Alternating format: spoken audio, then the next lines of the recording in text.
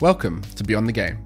My name is Gregan, and today I'm chatting with Conran Tobin, known more commonly by his nickname Rannerz. Okay, Gregan, I got this business proposal for you, but I can't tell you about it. Just sign this NDA, okay, and then we'll talk about it. What was that support like from an esports org as a FIFA player? Yeah, so we do get funding from teams. Not all teams, but a lot of teams. What's the most you've ever spent on a game of FIFA? And if I'm not mistaken, you guys would get funding from the orgs you're representing to help you pay for that. Myself personally, I think was $5,000. You work with the Irish FIFA team. What's that like for you guys when you're coming together to make a team?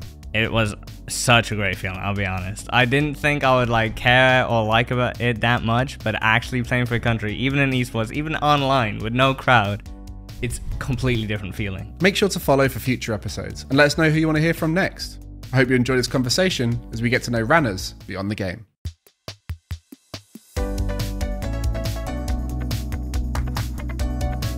Well, we can get started then, Rannerz. Excellent. Well, thank you very much for coming on. Welcome to Beyond the Game. It's good to have you here because we met G30 Elite Series days, and a lot has changed for both of us since then. But back then we were young competitors and excited esports future people, and now we're here getting old in the esports industry. What are you doing these days, Rannerz? Yeah, no, that was a good time. I kind of do miss it a little bit. That was like 5 years ago now. Mm-hmm. But yeah, now I'm kind of switched career paths a little bit. Gone away from kind of the pro scene. Obviously, still dabbling in it a little bit, and then pretty halted my content creation as well. So I'm working for a stealth startup where I am a creator relationship specialist. So I'm working with creators over there. But unfortunately, that's all I'm allowed to reveal. So it's top secret stuff. We were talking earlier, and you're saying it's a stealth startup, and I was asking, why is it stealth? And you said it's just the thing you're doing. Someone else could do it if they wanted to. So in order to get it ready and prepared for the release, you wanted to try and you got to keep it stealthy. How's that experience for you, especially because you have to talk to creators? What's that experience for you having to be sort of hush-hush about what you're working on? It definitely makes it way more difficult because it's like, okay, Gregan, I got this business proposal for you, but I can't tell you about it, okay? I'm going to need you to trust me. Just sign this NDA, okay? And then we'll talk about it. So that's kind of how the process goes. Problem with that is, obviously, it's from a company you've never heard of, and it's just this random email. So the conversion rate can be quite low, so it's kind of difficult. But as soon as, obviously, I get them to sign an NDA, we can go through it fully, and then that's pretty okay. But before that, like I said, you were there at G30 Elite Series. You were a FIFA pro for FNATIC. We met through, I was friends with Kojo, so I got to hang out with you a little bit. And I got to see you winning the G30 Elite Series. What was that experience for you at that time, being a pro player and ultimately winning a tournament? Yeah, that was a phenomenal experience. It's still the highlight of my career, and it remained that way, even though that was my first real year competing. So it's kind of strange to just win something so early. I feel like at the time didn't even appreciate it as much as maybe if I was competing for 3 years and then finally won a tournament. I ended up winning it in my first year. So I don't think I took it in as much as I do now reflecting back, but still absolutely incredible. Yeah, I was lucky enough to win the G30 Elite Series Season 3, same season as you, for Rocket League as a coach. So we were winners the same weekend, which was quite special. But when it came to your FIFA career, you said you started around that season, and that was FIFA 18, right? Yeah, so that was FIFA 18. In FIFA 17, I had kind of just practiced a bit and did a few random online tournaments. Because I actually started playing that game mid-year, I think, as well. So then FIFA 18 came along, and I actually started that with the intention of making one of these events. They obviously announced FUT Champions, and you had to do the October qualifier. So I actually fully went for that and ended up 16th on the leaderboards in the world, and then just got invited to that Barcelona event. So those qualifiers, so what I really want to try and get here is try and have the listeners and the viewers understand what FIFA Esports was like then, how it's changed, how it changes each year and everything. And I was always mesmerized by this system that you guys had around the qualifiers. So that was the weekend league, right? where you would turn up, play the game, and you would essentially play in what was like a Swiss bracket. You'd play against people with a similar level of wins to you. And you'd play 40 games originally, and then it changed to 30 years later. So you'd play 40 games in a weekend of FIFA, and in order to get into those top 16s, like you said, it would typically have to be 40 to 37 wins, right? Yeah, so back then, there was 40 games a weekend, which is just crazy looking back to it. Like you said, it went down to 30. It's actually down to 20 these days. Wow. It's only 20 games now, and even that feels like a lot, so it's funny looking back. But yeah, so it was 40 games. I believe for that month, so it was a qualifying month, there was 4 weekends, so 160 games total, and I think I got 154 out of 160 wins, so I only dropped 6 games over that. And yeah, so basically the top 64 in the world based on wins for that weekend would then go on to qualify for the LAN. And that would be often how you get picked up into orgs, was they'd see who was doing well in the weekend league, and you'd start getting messages from various orgs, and then you worked with FNATIC for a year. And I got to see the support FNATIC gave to their players. It was definitely one of the best in FIFA at the time. What was that support like from an esports org as a FIFA player? Yeah, so we ended up actually moving over to London. That was after the Gfinity win. We got a gaming house in London, and the 3 players, plus Kojo, who you mentioned, and our coach, were all living in this house. So support-wise, obviously it was there, funding. We also had a mental coach and stuff, so that was really helpful. But I think ultimately in the end, it became a negative, having so much support. For a couple of reasons. Top 2 would probably be the expectations and pressure were just extremely high. But secondly, I think it was just extreme burnout, because you're just living in the house with FIFA people the entire time. You're talking about FIFA 24/7. You're practicing FIFA, and then you're talking about practicing FIFA, and then you're reviewing the FIFA you practice. So ultimately, it just became really, really intense. And I think, honestly, that at the start of the year was really beneficial, and we got ahead of the curve. But towards the end, we had just completely burned ourselves out, and we're not that interested in the game. Yeah, I was going to ask you a little bit later on, but I think now's a good time to ask, is what's the highs and lows of being a pro player, especially in a game like FIFA, where there's a lot of stuff out of your control. There's, the in-game officiation. I don't know how you guys refer to it, but the refs calls. And then you've got the variation within the tournaments, how frequent they are, each new game coming out. How are the highs and lows of being a FIFA pro? Yeah, I mean, there's a lot of variety and a lot of factors, which I suppose make it kind of difficult. The one thing I will say is the hardest thing definitely is mental, obviously, but the reason for that is because of kind of how the gameplay works, the kind of RNG, if you will, because the game can be quite luck-based. It's just how it goes from a certain shot, because passes, shots, and stuff, it's one of the only games where you can do the exact same thing twice, and it just has different outcomes because it's all percentage-based. So a certain shot from a certain angle, just because you took it with the exact same player 2 games in a row, doesn't mean you get the same outcome. So that can be obviously quite frustrating. The counterpoint to that, though, and what I've always thought about it is, you became pro in this game maybe because you had luck on your side a few times. So you have to look at both the positives. But yeah, and then tournament-wise is really, really difficult, especially nowadays. After all the tournaments pretty much got put online, it's just nowhere near as engaging. You're just not as motivated enough when there's no LAN at the end, there's no live crowd. Can just be really, really demotivating, to be honest, as well as how hard the qualifiers are now. So like we said, it used to be for champions. Now you're in a huge Swiss bracket with I'm not even sure of the number anymore. I think it's like 300-400 people or something. You go through that, and only like top 16 I think get any prize money if you manage to do that well. So that's kind of insane. Crazy.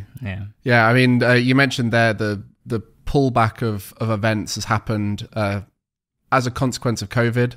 Most esports had to adapt, find a way to work online.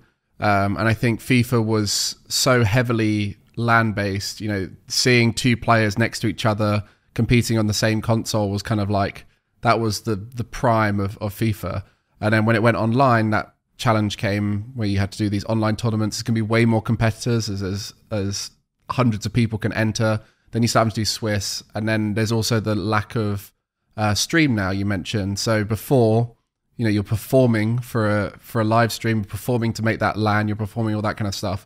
But now there is a lack of stream to get onto. There's a lack of commentary. There's a lack of end goal of the tournament.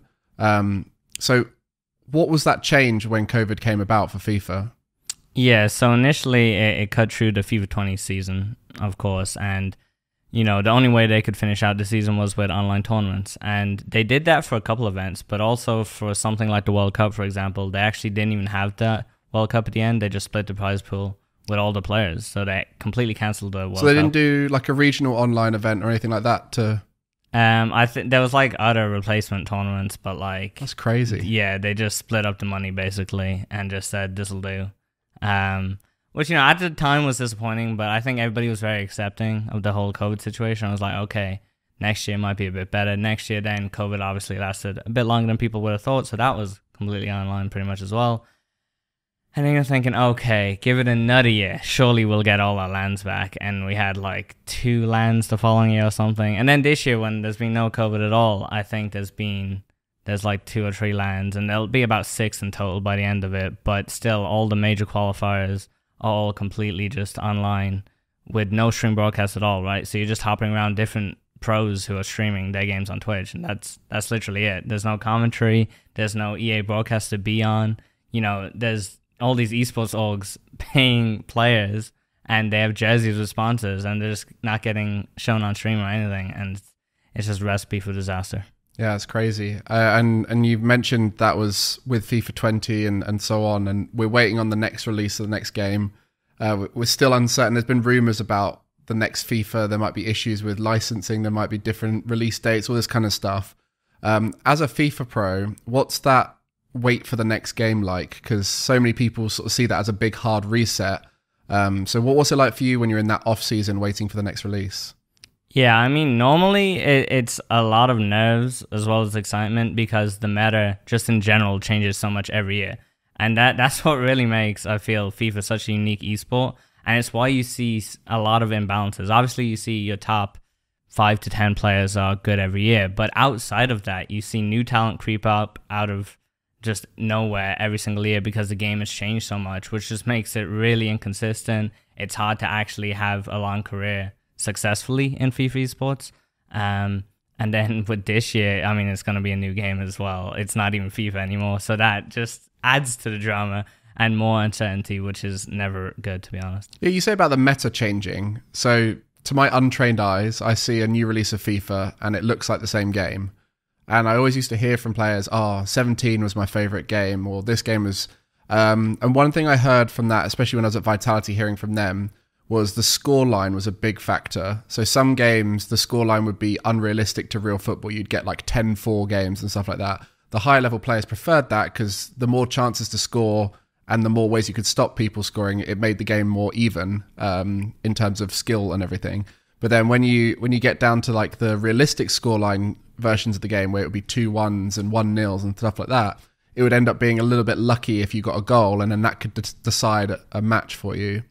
Outside of the scoreline side of FIFA, explain to me how the meta changes. Yeah, so I mean, there's an overall kind of cycle that happens between like skill moves and shooting and then crossing, stuff like this. So one year, for example, crossing would just be absolutely insane, and everybody will just have really tall players with good jumping, good heading, and you'll literally run down the line, cross the ball in constantly. Like this is what FIFA 19 was essentially, and just play for headers the entire game. And then when you're defending, you have huge fullbacks, which is notoriously a shorter position. You have like 6'3" players there because people are just crossing it all game, and that's the only thing that matters. And that's completely different to maybe a FIFA 17 or 18, which was a tiki-taka sort of game. So it's quick passing, 1-2s here, just trying to break through that defense and find that little tidy finish into the corner. So that's 2 completely different games, but they were back-to-back years. So you had all these guys incredible at passing, incredible at doing these little runs, whatever. And then next year, they're crossing for all 90 minutes. Completely different skill set. And, you could have been one of the best in the world, and all of a sudden you're extremely average at the game. Yeah, it's crazy. But then still, even though you said there's a lot of randomness with the RNG, the percentages within the game as to whether something would work or not. And then you got the different styles of gameplay. You do still see the same players come out on top. So there is still enough skill in it that top players win more often. Why do you think that happens despite the game being so frustrating? Yeah, well, obviously it's still luck-based, at the end of the day. But if you just do the right thing enough times, you do tend to win more. It's one of those. So it's kind of like variance within a card game. Like a poker player who's good will tend to win more often. Exactly. That's the best example. And that's actually something I used to say previously, is actually how I used to describe FIFA Esports, was just like poker. Like sometimes your luck is just out. Doesn't matter how good or bad you are, you just lose. But then on average, over the course of years, the best players will still win. Well, I'm always intrigued hearing about new esports and how things work, but we'll have to cross our fingers for the future of esports. But I think everyone always asks the same question to FIFA players.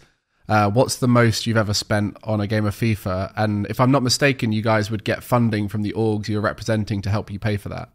Yeah, so we do get funding from teams. Not all teams, but a lot of teams, especially the big orgs, would fund partial amounts, not the full amounts. But myself personally, I think was $5,000 was the most I spent in 1 year, which that's quite low compared to some like players. Isn't that crazy? Like honestly, if you're within the scene and I say $5,000, you're like, okay, yeah, sounds about right, I guess. Like it's not even shocking. Which is terrible. Like. But yeah, for context, I mean, a lot of people spend over $10,000 a year, especially the top players, because you just need to have the best cards. You're literally at a disadvantage if you don't. So you're just kind of forced to. Yeah, one of the few esports where pay to win is legitimate.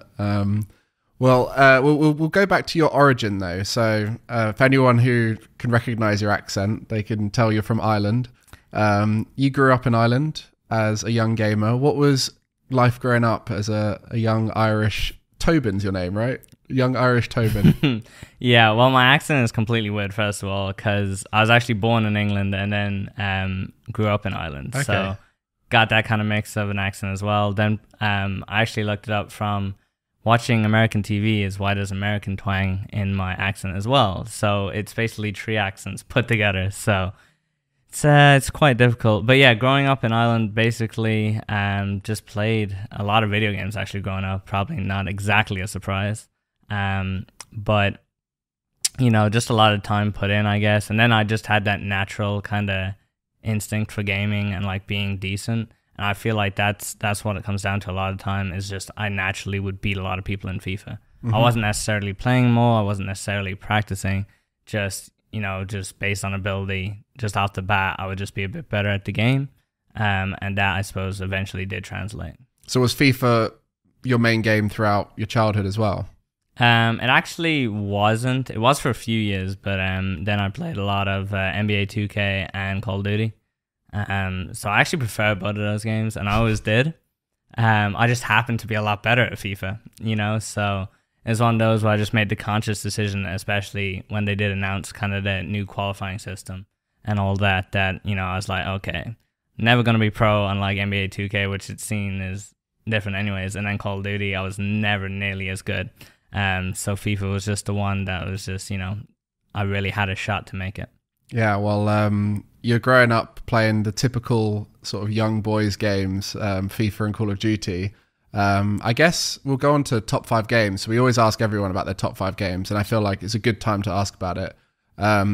Which games would you put in your top 5? They can be based off of influence on career as well, or just general enjoyment. And if you do reference a series-based game like FIFA or Call of Duty, you have to be specific. You can't just say the whole franchise.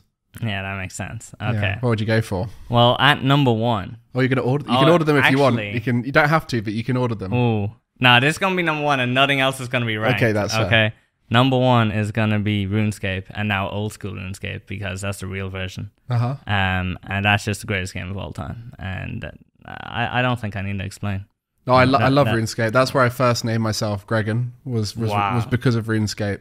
I was always a free-to-play player, so I didn't get to enjoy the amazing side of RuneScape. I was very much like in awe of the map whenever I looked at it.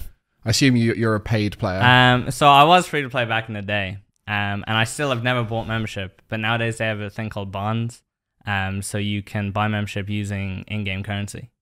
Okay. So yeah, you can actually be a member while being free to play. So I guess like the hardcore free to play, you can earn membership. Yeah, so I kind of got blessed because the bonds are like really hard to make enough coins in free to play. But one of my friends that used to play, he just gave me my first bond, and then with that, it's 14 days of membership, so it's not even a month. You have 14 days.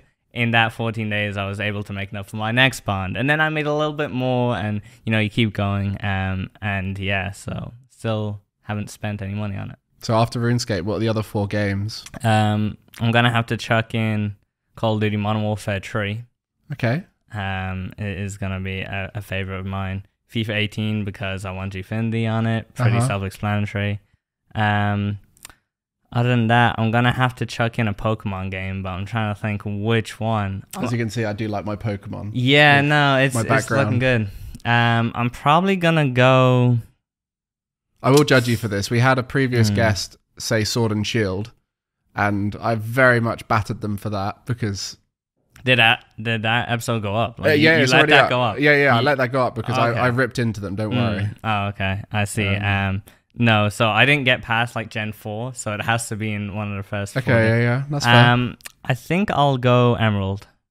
Solid game. Solid game. It's not my favorite, but I think it's a solid game. I'm from the first 4 generations, I'm a Heart Gold, Soul Silver kind of guy. I think their remakes of the best games and the way they remade them added a lot to the game. Yeah. But Emerald was a class game too. Yeah.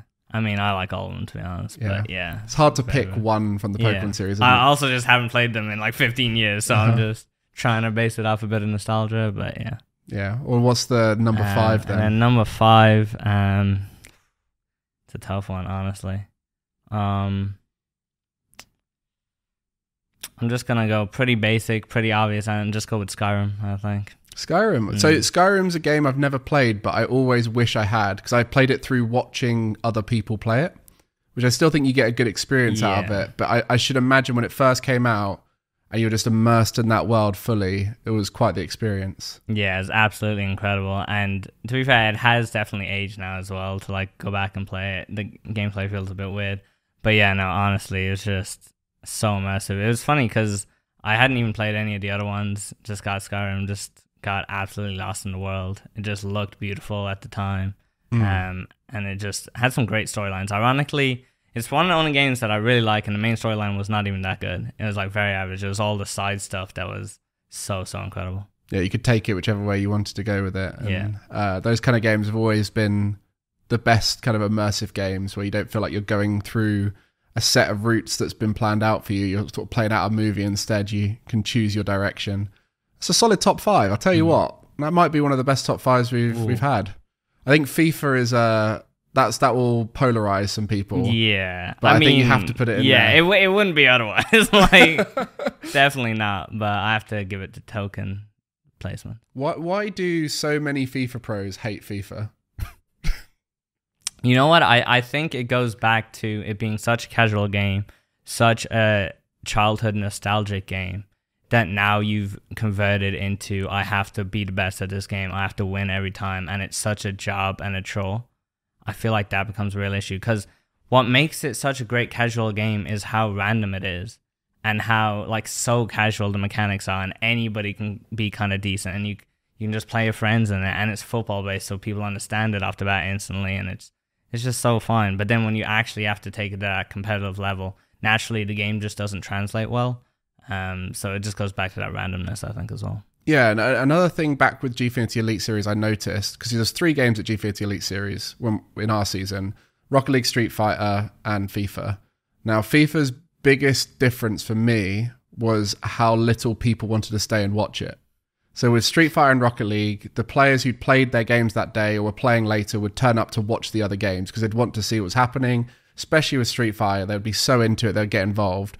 FIFA players, the moment they're done, they're off to go get some food. They'd never come back. If they'd lost, they definitely weren't coming back. If they'd won, they might stay because they want to soak up the positive energy they're getting sent.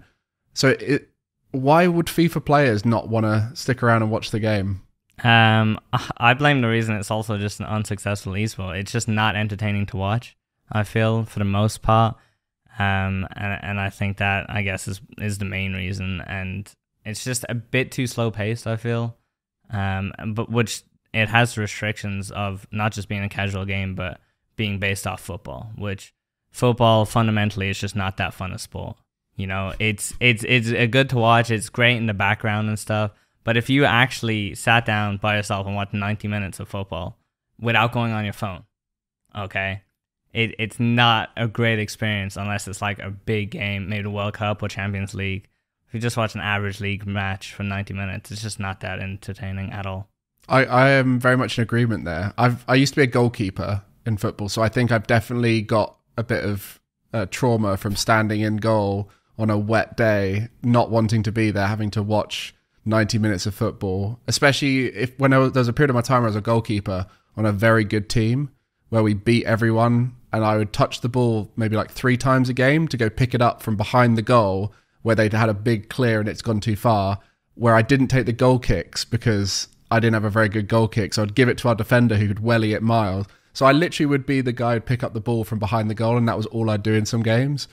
So I think I've definitely got a bit of hatred for football because of that reason. But it's interesting hearing it from you. And I mean, every FIFA player is going to have a different experience. I think definitely when a player is new into the scene, they're going to be a little bit more like, no, FIFA's great and all that kind of stuff. But I think there's definitely that aging within FIFA players that I've not seen in other games as much, where people do fall out of love with it quite quickly, which I think is an esports thing anyway, because you're turning a hobby into a career. Yeah, well, I think specifically in FIFA as well is the game change, right? So like FIFA 22, 23, 21 or whatever is so different in my mind, at least because it is at the pro level, to like the 17, 18, 19, that just naturally the game is way less interesting to me as well. So maybe had FIFA 18 just been that continuous title that was continuously updated and was still at least similar to what I fell in love with, maybe I might still have more interest there. So I think the title change definitely is a factor. Yeah. Well, we do also ask all of our guests what their greatest ever gaming achievement is. I'm going to ask you, but not allowed to say the Gfinity Elite Series win, because I'm assuming that's what you would have said. Yeah, so you just mean like a gaming accomplishment rather than... Yeah. So like in-game accomplishment. Typically, esports people will come on and talk about their greatest ever achievement in competition. But obviously we have a lot of people on here who've never competed in esports. It's always fun hearing about their little in-game achievements, 100%ing a game or something like that. Damn. I mean, mine's going to have to be RuneScape based, I feel. Go on then. What have you maxed out in RuneScape? I have a good few 99s, to be fair. A good few 99s. Is it still 99 the limit? They haven't like... On old school it is. On old school, okay. So on RuneScape Tree or whatever, some of like 120 or whatever. I'm going to go with 99 Slayer, which is, you know, if you know RuneScape, that's decent. If you don't, that means nothing. Are you at 99 woodcutting? No. No, so I really don't like skilling. I find it really boring. I liked it when I was a kid because it was like so chill, so whatever. But now it's like such a different experience because now it's like, okay, I've won maybe 2 hours free this evening after work. I'm not going to sit there and just do a really passive thing. I need something engaging because otherwise it just feels like wasting it away. That's fair. What about mining? No. I loved mining. You loved mining? Yeah, that was my highest level when I played RuneScape. I think I got to level 50, 60-ish in mining. As a free-to-play player, that's pretty impressive. Big. I respect that. Well, anyway, I think level 99 in any skill in RuneScape is an achievement of time and willingness to repeat the same thing over and over again. So fair play to you on that. So we spoke a little bit about the challenges of being a FIFA pro. I think one thing that I've always interested, because there's not many chances to have this now. In esports, if you're an esports pro in a game, typically you're uncertain of what's next afterwards. You know, we hear pros become coaches, the more sort of like switched on logical people, especially in games where there's a lot more tactics involved. And you hear a lot of highly energetic pros and ones who've got personality become content creators or casters. And the more organized will go into management, maybe within orgs, or they'll find jobs like yours with the startup. Did you think ahead after your pro career what you were going to do afterwards, and did you plan for it, or did it just sort of all happen?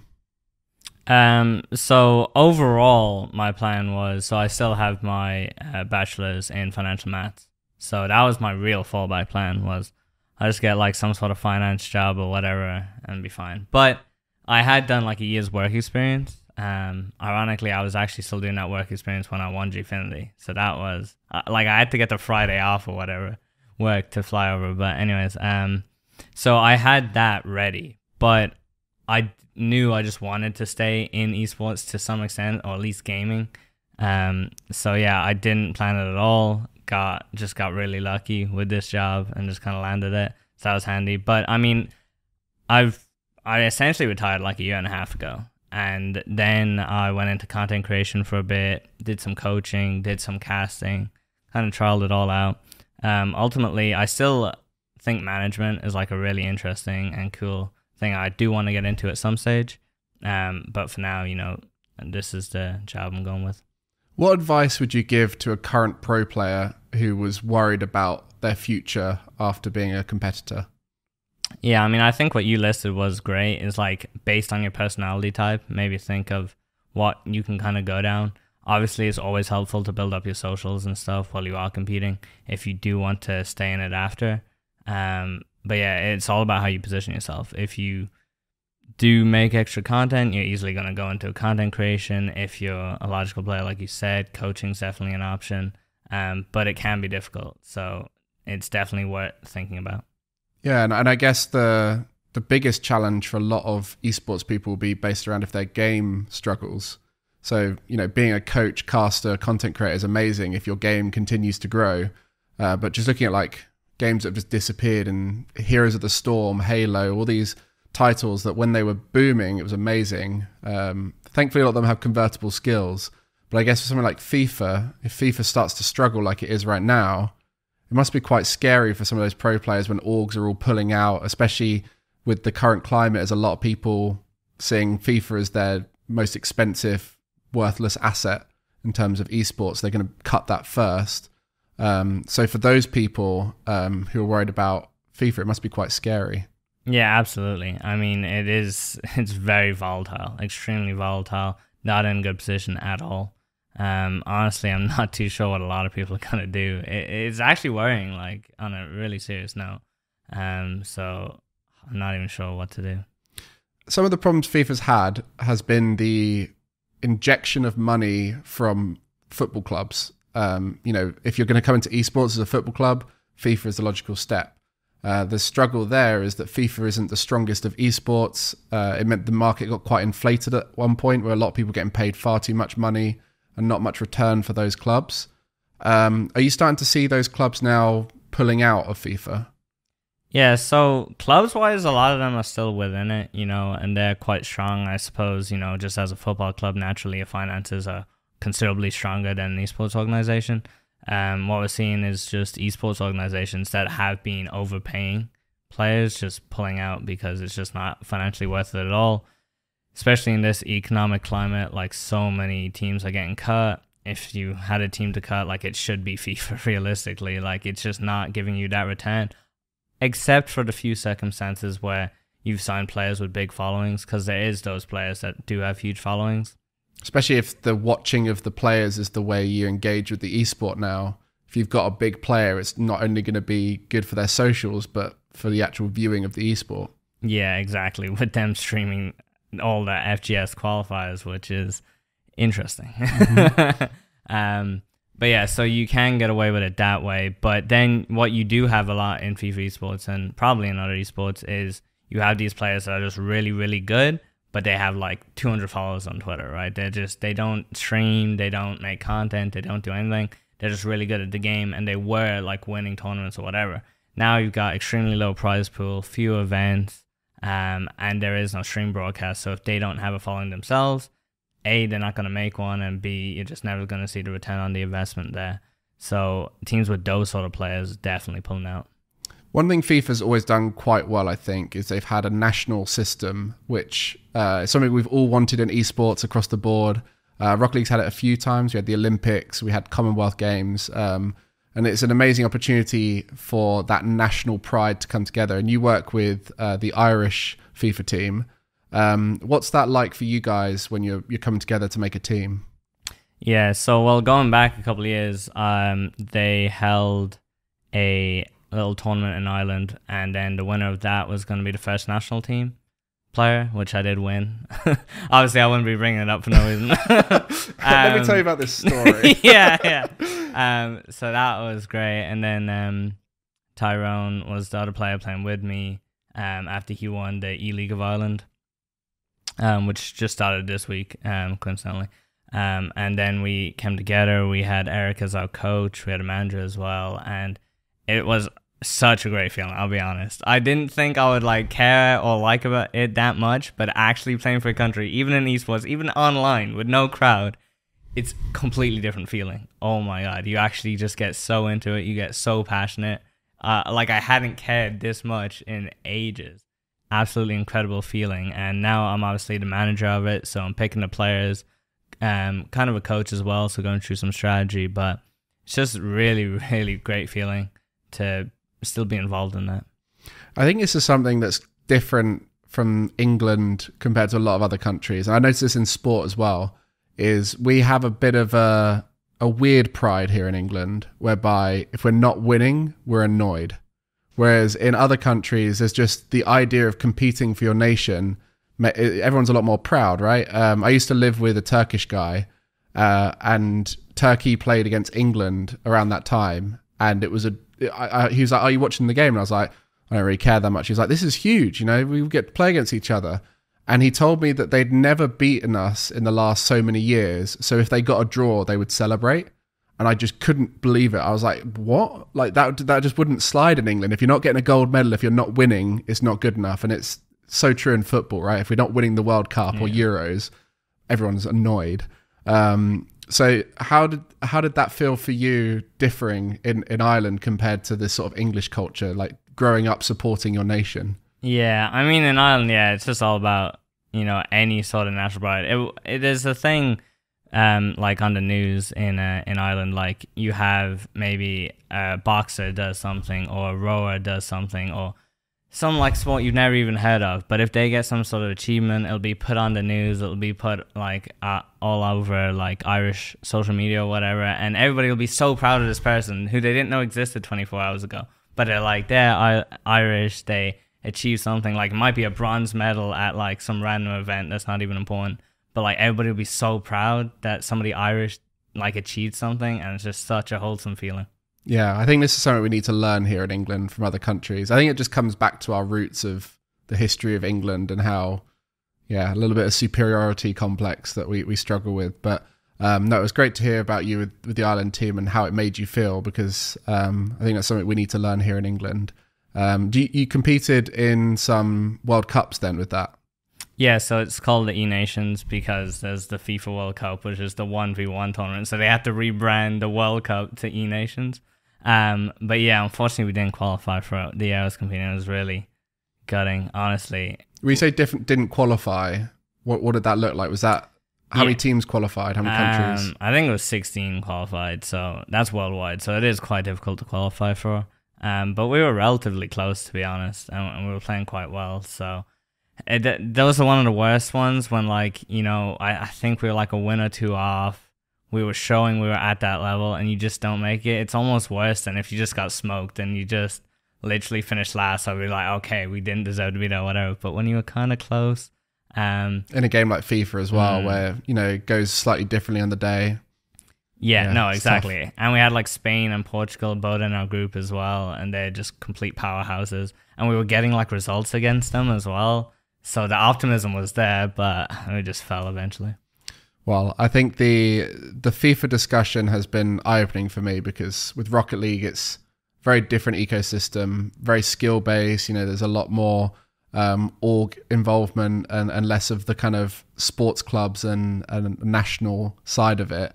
Talk to me a bit about the ePremiere League. So this was something that I saw there was some issues with, in particular around players being on orgs and then getting signed with clubs, and there was that sort of like both players, a player assigned to both teams. What sort of happened there when that came into the scene? Yeah, so ePremiere League, and then for most leagues basically in the world, is what happens is EA partner with these leagues and they run mostly a one-off tournament, but sometimes they run an actual weekly league.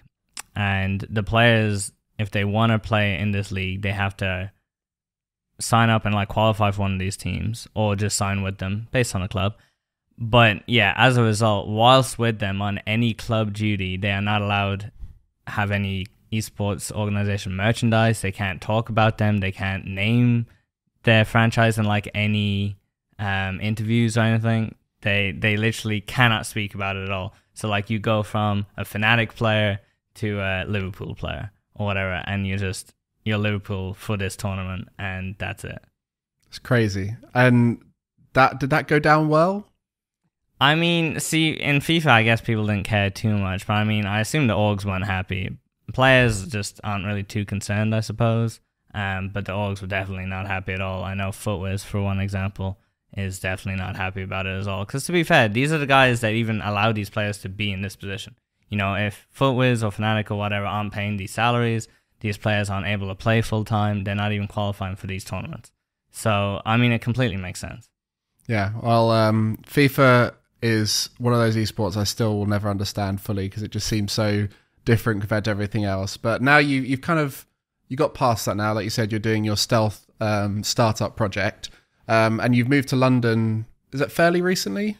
Yeah, so I moved to London only 2 months ago, 2.5 months ago now. So obviously was born here and did live here 1 year during the FNATIC gaming house. But it's good to be back, honestly. I just love the hustle and bustle of London. I love busyness most of the time, except when there's West Ham games on in Stratford. But, yeah. You know, other than that, you know, it's nice. Yeah, well, we had a bit of an interesting one because we walked past each other twice.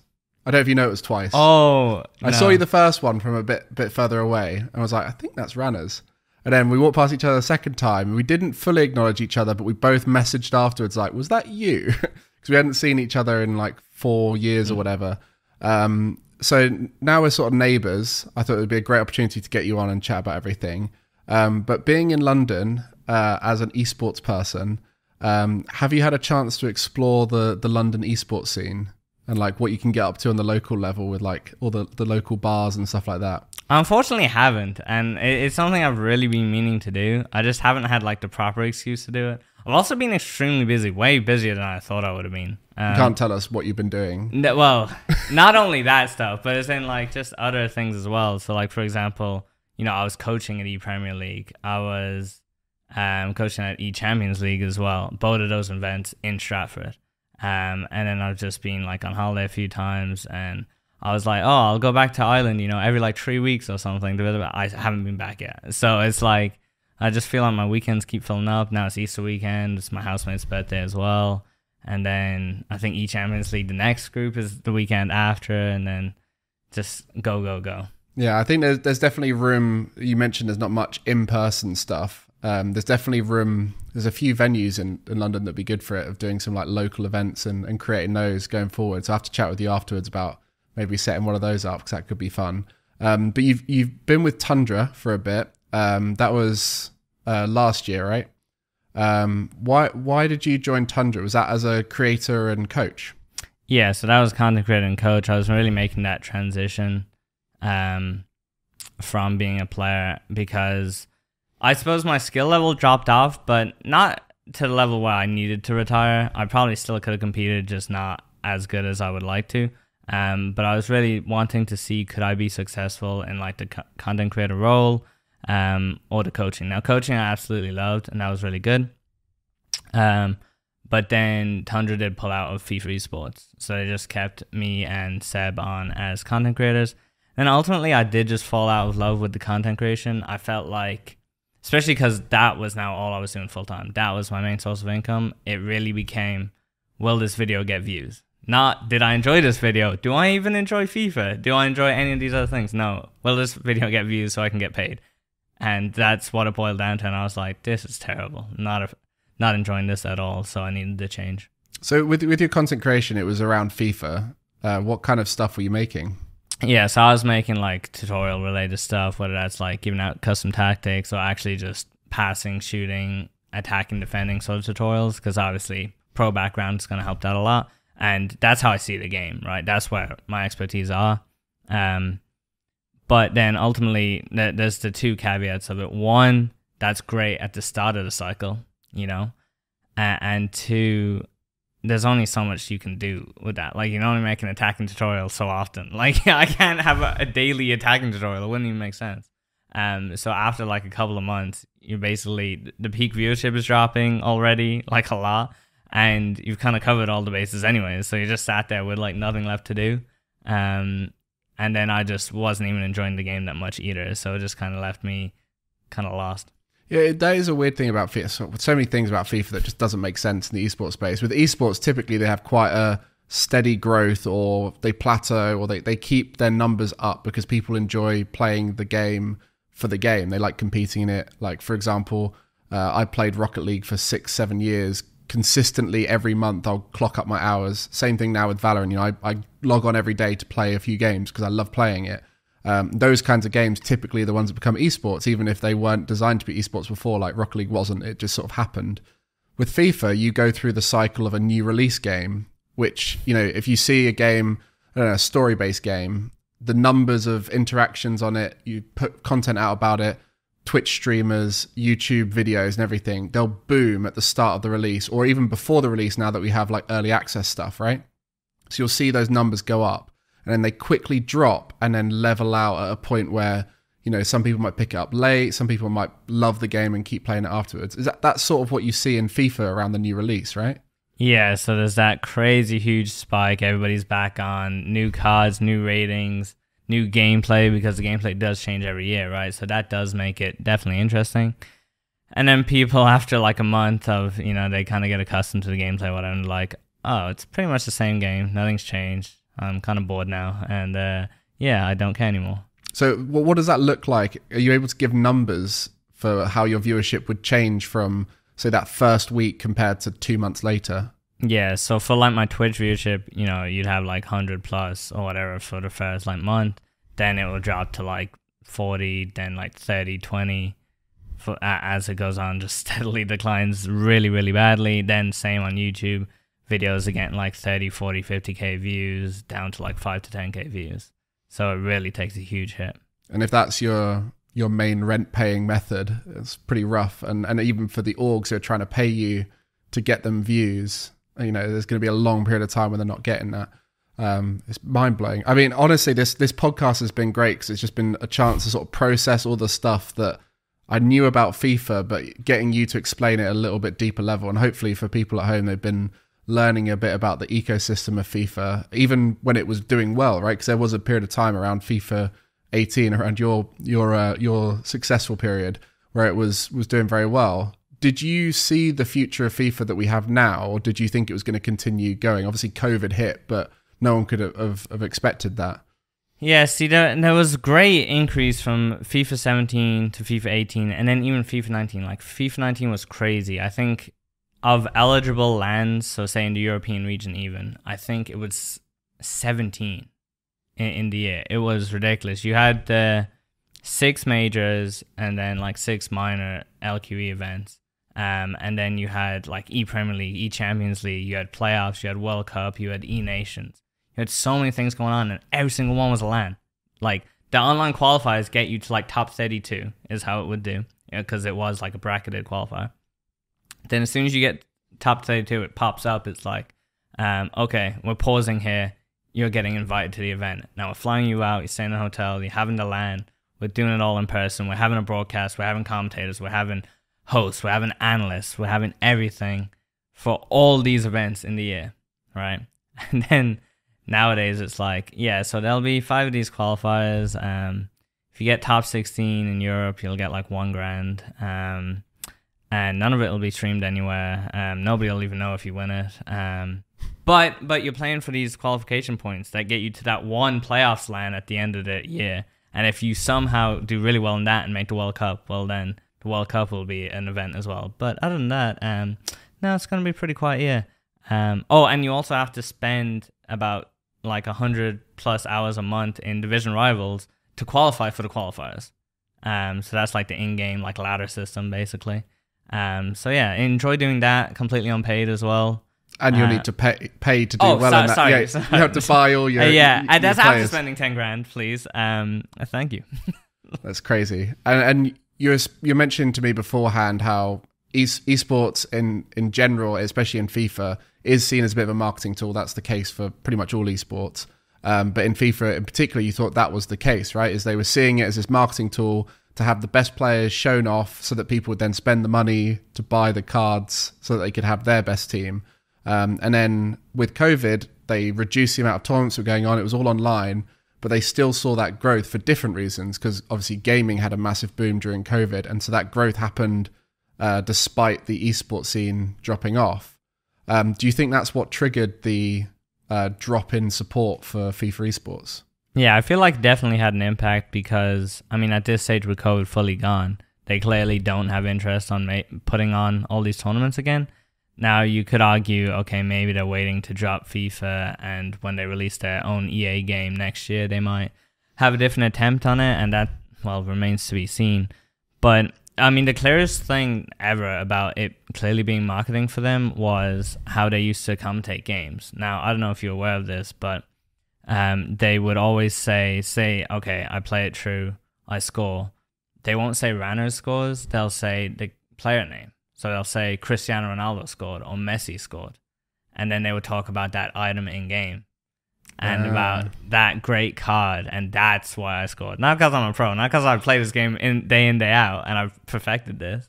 No, it's because I have this new Team of the Year item or whatever that is so good, and you have to go spend money to get it. Because it wasn't like that in Gfinity Elite Series, was it? Because that was done by that was done separately. Because I remember when you won, it was like Rannerz was shouted out, right? Yeah, so I suppose if you win something, it probably still is your name, right? It's not super extreme, but yeah, I mean, that would have been held by Gfinity, not EA anyways. Yeah, no talk about you as a player and you as a strategic player and how you do things, whereas now it's like, oh, they've used this card. I hadn't even noticed that. Yeah. And it makes so much sense now you say it, because whenever you see a goal go in, it is always a scream of the name of the player, which is weird because so many of the players just are always scoring, right? It would always be Ronaldo scoring. So it'd just be a constant, Ronaldo scored, and then the other way, Ronaldo scored, which is definitely one of the things I found very off-putting about FIFA, was the fact that everyone just had the same players a lot of the time. Do you ever think there was room for them to change that system up and make it more accessible by having, like a limit on the teams? So, I mean, nowadays with qualifiers, to be fair, there is these limits they bring in. Problem is they don't really work because, so basically now it might be like you have 1 or 2 icons or whatever, as opposed to having like a full icon team. But what that's done is driven up the price of, say, the R9 Ronaldo. Like, that's just a stupid expensive card now because everybody wants that as their one icon. Whereas, say he's 50 million coins. You have to spend all 50 million on him. But when you used to be able to have multiple icons in your team, or variety or whatever, you could spread that overall and you could build a different team.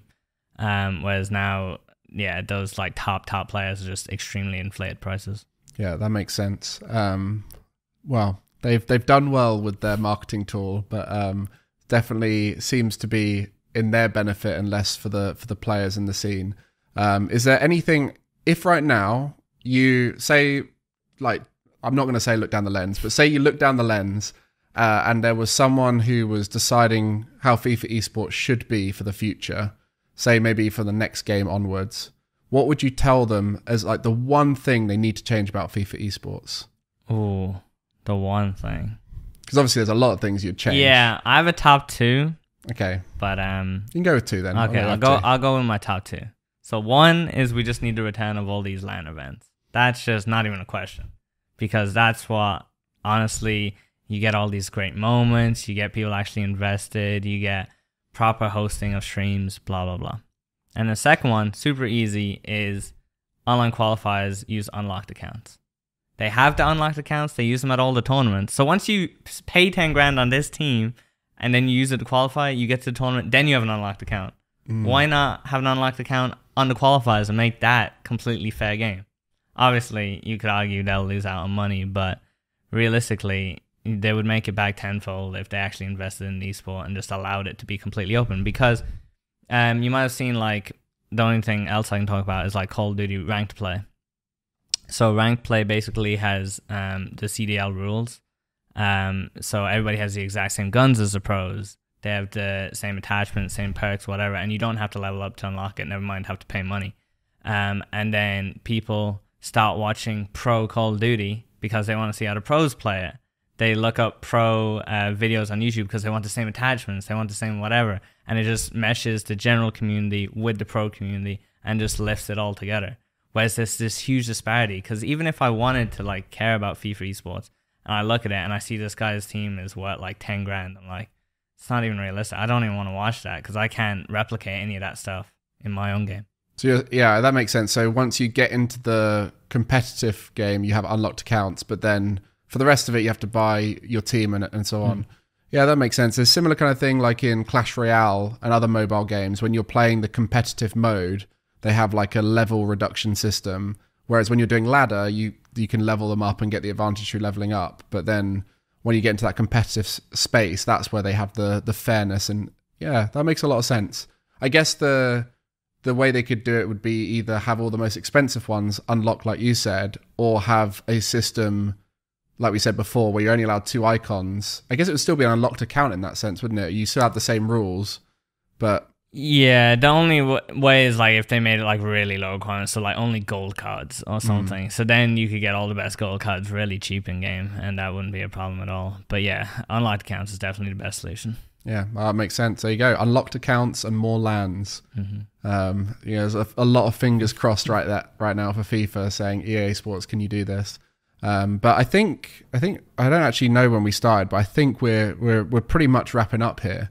And I want to say thank you for coming on, talking about FIFA. I love having people on here talking about stuff that I don't know much about, because ultimately this podcast is not just about you guys telling your story, but it's about educating me and the people at home about a topic that I don't know much about. And I think in esports, we can always learn from each other. And I think FIFA is an amazing case study for esports, for a lot of things not to do, but a lot of things to do as well. FIFA did an amazing job of bridging the gap between the non-esports world and the esports world, and then sort of struggled to keep that going as the game struggled during COVID. But there's a lot of stuff you mentioned today that I think's made me appreciate FIFA more, in the positive things about it, but also realize that there is no perfect formula right now for esports. So thank you for all that. I guess I'll ask the final question of the podcast, which I ask everyone. No. And you don't have to talk about FIFA in this. This is a gaming in general.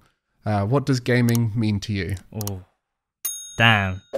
That's a great question. I really should have researched. What does gaming mean to me? Gaming to me is, I'm going to say, the perfect hobby in isolation. That's what I'm going to say. So, anybody can just game basically whenever they want. You don't need people to play with. You don't need any specific ability or anything to do it. You can just do it in your own time. You can play competitive, you can play casual, you can play story mode, you can play whatever. So I think it's just something for everybody. Something for everybody. Thank you. Thanks.